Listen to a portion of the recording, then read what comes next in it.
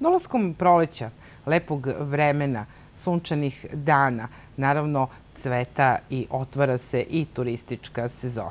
Opština Bor zaista može da se pohvali i biserima prirode, ali i naravno istorijom ovog kraja. A sa kim bi drugo mogli na ovu temu da razgovaramo, no sa našom komšinicom, direktorkom Muzeja rudarstva i metalurgije u Boru, Suzanom Mijić. Dobro jutro i dobro nam došli.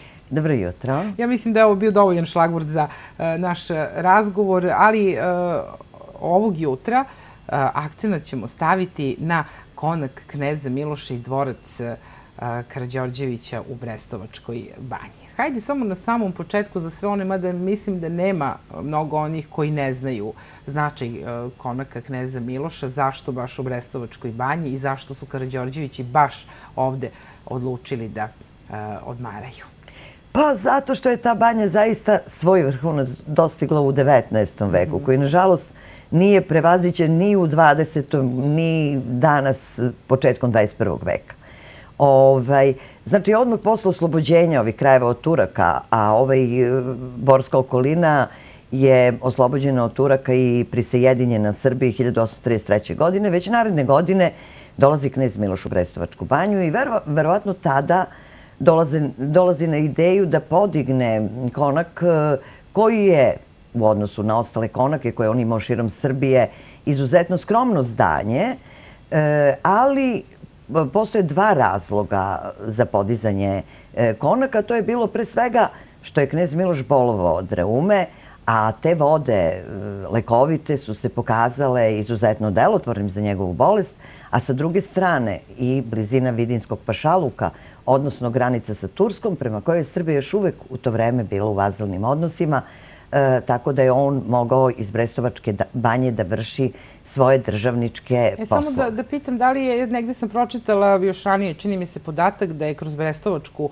banju prolazio i čuveni put svile i da su se ovde trgovci odmarali. Pa sad ja te zanimljivosti stvarno, što se tiče trgovačkih karavana, koliko je meni poznato iz neke literature, to je da su karavani uglavnom izbegavali ove krajeve, jer su bili poprilično opasni. Eto, malo smo se udaljili od teme, a to sam htjela da kažem kasnije, eto, skoro 20 godina posle izgradnje konaka. Konak je sagrađen 1837. 1856. godine i knez Aleksandar Karađorđević podiže jedno velelepno zdanje, dvorac, knežev dvorac u Brestovačkoj banji. Ostali su zapisi o tim putovanjima, upravo to, kroz neprohodne šume, preko Homolja, preko Gornjaka, znači od Beograda kada bi se krenulo konjima, tada se tako putovalo, koliko je trajalo putovanje da bi došli do Brestovačke banje, s tim da su se konak i dvorac u potpunosti razlikovali po arhitekturi. Konak je bio u stilu balkanske arhitekture, kao što sam već rekla, vrlo skromno zdanje, za razliku od konaka, za razliku od dvorca kneza Aleksandra Karađorđevića, koji je bio građen po ugledu na letnjikovce evropskih vladara, u kome je bio uveden i ceremonijal kao na dvorovima u Evropi. Svi oni koji odluče da im opština Bor bude destinacija za odmor ovog leta, budu posjetili Brestovačku banju, šta će moći da vide? Konak kneza Miloša za sada samo vikendom je otvoren? Za sada samo tokom juna, već od 20. juna radit ćemo, ponovo ćemo uvesti kao i prošle godine, svakodnevno će biti otvoreni konak i dvorac i hamam. Tursku kupatilo. Hamam, da, hamam je najstariji objekat ne samo u Brestovačkoj banji, već i na teritoriji opštine Bor. I ono što je vrlo interesantno za tako jednu malu banju, to je da se na jednom vrlo malom terenu nalaze tri objekta koja, pa samim tim to izgleda kao jedan mali muzej srpske građanske arhitekture 19. veka. Jer samom svojom arhitekturom ti objekti su dragoceni, čak i bez onih sadržaja koji su u njima, a eto, u konaku kneza Miloša je postavka koja je koncipirana 70. godina 20. veka, kada je muzej dobio konak, jer je konak posle smrti kneza Miloša, on je menjao svoju namenu. Čak i jedno vreme služio kao magacin u toku Prvog svetskog rata. Inače je služio za smeštaj banjskih gostiju, zatim tu je bio telegraf, odnosno pošta i tako dalje. Menjao je namenu i krajem 60-ih opštinske vlasti u to vreme su donele odluku da se to, potpuno ispravnu odluku, da se to dodeli muzeju i tada je koncipirana jedna stvarno izvanredna postavka, kustos etnolog koji je to radio, Srba Đurović.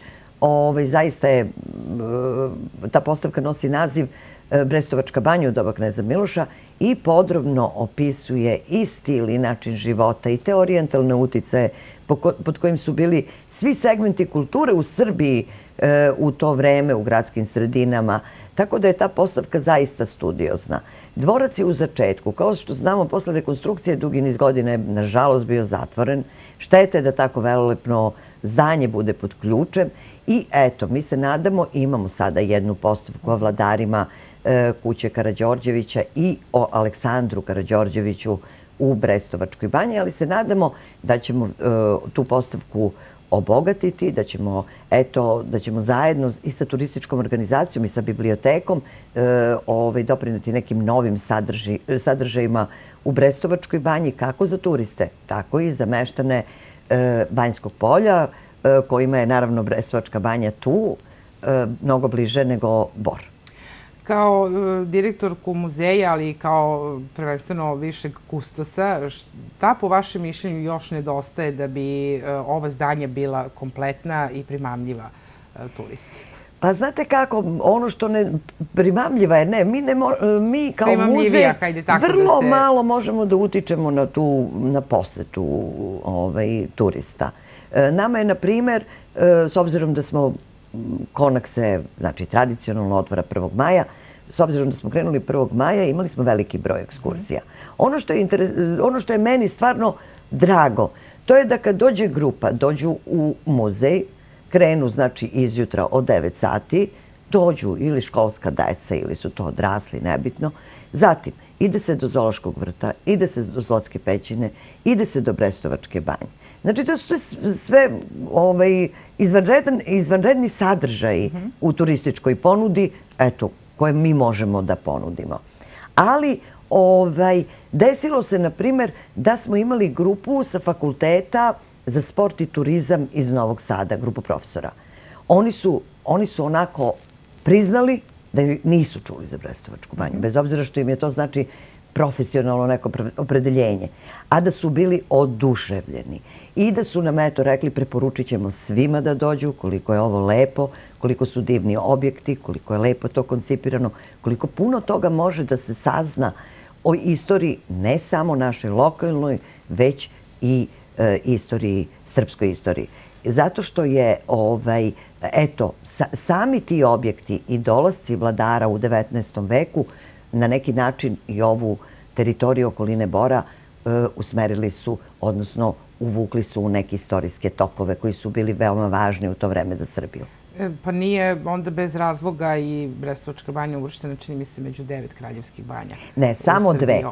U 19. veku samo Soko banja i Brestovačka banja su nosile taj epitet, a, na primer, prve analize tih voda po nalogu kneza Miloša urađene su već 1834. i to u Beču, i tada je utvrđeno da se banja može svrstati u rang sa najpoznatijim evropskim banjama, kao što su Bormio, Baden-Baden, Wiesbaden i tako dalje. Ona je, dakle, imala zaista, što bi se danas savremenim jezikom reklo, veoma visok rating, ali, eto, to je trenutna situacija u kojoj se nalazimo i, eto, možda neke destinacije, možda i naš mentalitet, da nam je uvek tuđe lepše nego naše, sve to ima uticaja. Tako da je tamo stvarno jedno uživanje od onog zelenila, od onih lekovitih voda. Ostali su zapisi. Banja je, dakle, imala svog lekara još od 1871. godine. On je vodio evidenciju koliko je nepokretnih bolesnika došlo u Brestovačku banju i koliko se njih izlečilo. Ili ono, pre svega, za lečenje reumatizma. Eto, i sam knez Miloš, koji je mogao zaista da bira u koju će banju da ode, on je izabrao Brestovačku banju za koju sam već rekla kako se stizalo do nje i koliko su ovi krajevi bili, koja je to provincija bila još uvek oslobođena te 1833. od Turaka, i kakve su, na primjer, i koliko je u to vreme, kakav je značaj uopšte imalo podizati takve objekte. To su bili velelepni objekti za naš kraj. Pored ovih objekata bio je daleko veći broj objekata u 19. veku i knjeginja Ljubica je imala svoje konake. Zatim, brat Hajduk Veljka Petrović je podigao sirotinske kvartire gde se siromašniji sloj stanovništva lečio potpuno besplatno. Bilo je tu daleko veći broj građevina, međutim, kažu da su bile, ostaje zapis, da su 1915. za vreme Prvog svjetskog rata bile velike poplave u Brestovačkoj banji i da su svi ti objekti koji su bili niže građeni, s obzirom da su ovi svi na uzdignutom terenu, i konak i dvorac i hamam, oni su na svu sreću ostali netaknuti, sve je ovo odnela poplava i bujica. Suzana, hvala vam na ovim lepim informacijama, na jednom lepom i kraćem času istorije i verujemo naravno da će mnogi koji su nas gledali sada kao regionalni servis građana Istočne Srbije i doći da se uvere na licu mesta o svemu onome što smo ovog jutra razgovarali. Stvarno je prelepo i za šetnju i za obilazak naših objekata, tako da pozivam i ja sve vaše